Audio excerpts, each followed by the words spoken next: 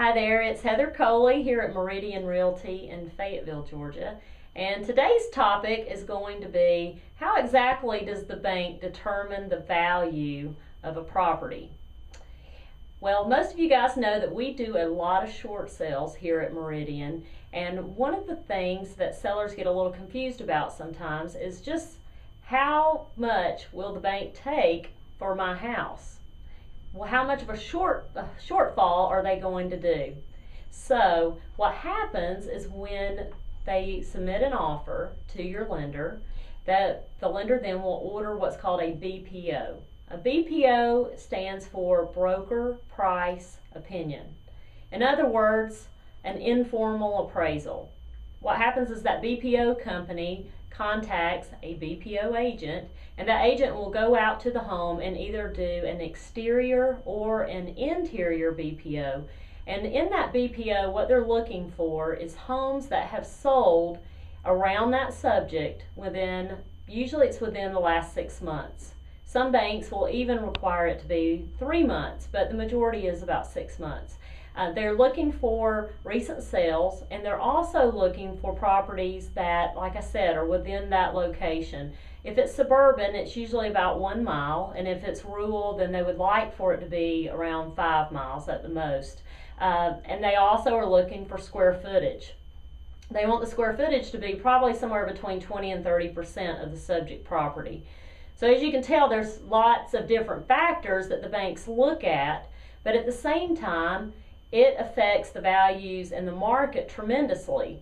So if you have a property, say for instance, that's on the market, and say you're a regular home seller that's just trying to sell your house, what's affecting your value is the BPO that's being done on the foreclosures or the short sales in your area.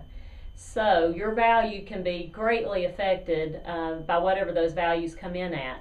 But when a seller is doing a short sale, when the BPO comes back to the bank, that gives the bank the idea of what the property's worth.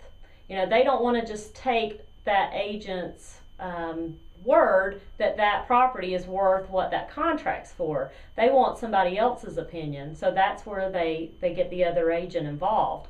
So usually the bank will take a certain percentage of whatever the BPO is, and that will be what they decide on the contract. Now, BPOs are also used for when a property goes into foreclosure. A lot of times a bank will do a BPO before the property ever forecloses at the courthouse steps, just to get a good idea of what it's going to be worth. Then a later time, after it has foreclosed, a lot of times that's when they get an agent to do an interior BPO, where the agent actually goes in and takes pictures of the inside of the home to determine what the price needs to be for the REO agent when they put it on the market.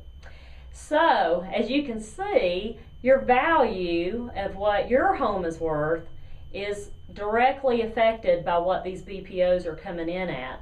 And so a lot of times people are pretty confused in this market, and the values can be all over the place.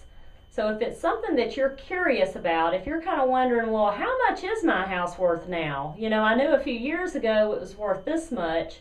Believe me, it's probably changed in a big way of whatever your value is today. And it is all because of basically the foreclosures and the short sales.